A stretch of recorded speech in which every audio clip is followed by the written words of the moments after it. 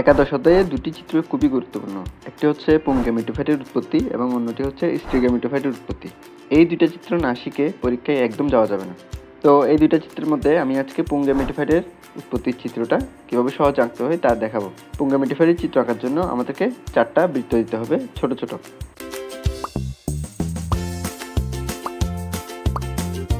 তবে 4টা খেয়াল রাখতে হবে যেন একটু হালকা করে দিব এবং চারোটা যাতে একই সাইজের হয়।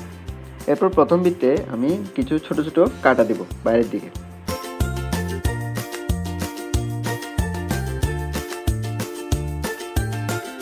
বাইরে এরকম কাটার মতো করে ফেলার পর আমি ভিতরের দিকে কিছু আলাদা আলাদা কাটা দিব।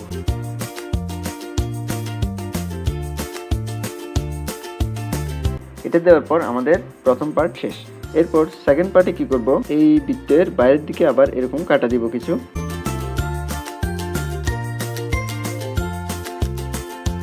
এরপর ভিতরে যে বৃত্তটা আগে দিয়েছিলাম ওটাকে একটু গাঢ় করে দিব। এরপর ভিতরে প্রথম বৃত্তের সমান্তরাল আমি আরেকটা বৃত্ত দিব, তবে মাঝখানে কিছু কিছু জায়গায় আমি এভাবে গ্যাপ দিয়ে যাব। আমি ভিতরে একটি কালো বৃত্ত দিব ছোট, এটা হচ্ছে আমাদের নালিকা নিউক্লিয়াস, এবং এরপর আরেকটা এভাবে চ্যাপ্টা করে একটা বৃত্ত আঁকবো, সেটা হচ্ছে আমাদের জনন নিউক্লিয়াস। এরপর ভিতরে কিছু ছোট ছোট ফোঁটা দিব। বেশ, সেকেন্ড পার্ট শেষ। এরপর হচ্ছে তৃতীয় পার্ট। এই যে বৃত্তটা আছে এটাকে আমি নিচের দিকে একটু করে বাড়িয়ে দিব এবং প্রথম অংশটাকে আমি একটু গাঢ় করে দিব।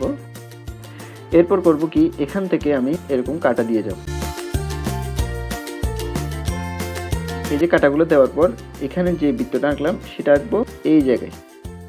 এই যে চ্যাপ্টার বৃত্তটা এটা আমি ভিতরে করে দিব। ভিতরে কিছু ছোট ছোট ফোঁটা দিব এবং পেন্সিল দিয়ে হালকা করে কিছু আড়াআড়ি লাইন টানবো।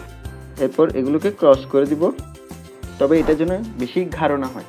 ওকে, হালকা হালকা করে আমরা আড়াআড়ি লাইন টানবো। এরপর 4 নম্বর বৃত্তে আমি এখানে যেটুকু লাইন টানলাম এর থেকে আরেকটু লম্বা করে একটু বাঁকা করে টানবো এবং এটাকে মিলিয়ে দিব। এরপর এই বৃত্তটাকে আমি আবার গাঢ় করে দিব।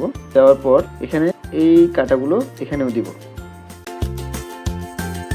এভাবে আঁকার পর এখানে যে ছোট বৃত্তটা এটা আমি এই জায়গায় দিব, কারণ এখানে বোঝাচ্ছে এটা যতটুকু নিচে নামবে এই নালিটাও আমার লম্বা হচ্ছে। এরপর এই যে চ্যাপ্টার বৃত্তটা এটা আমি 2টা করে ফেলবো এখানে। এরপর এখানে ছোট ছোট ফোঁটা দিব এবং আগের মতো আড়াআড়ি কিছু হালকা করে লাইন টানবো এবং এগুলোকে ক্রস করে টেনে দিব।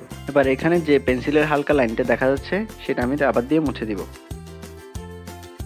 এভাবে মোছার ফলে কিছু পার্ট হয়তো বা মুছে যাবে, তো এগুলো আমরা আবার এঁকে দিব।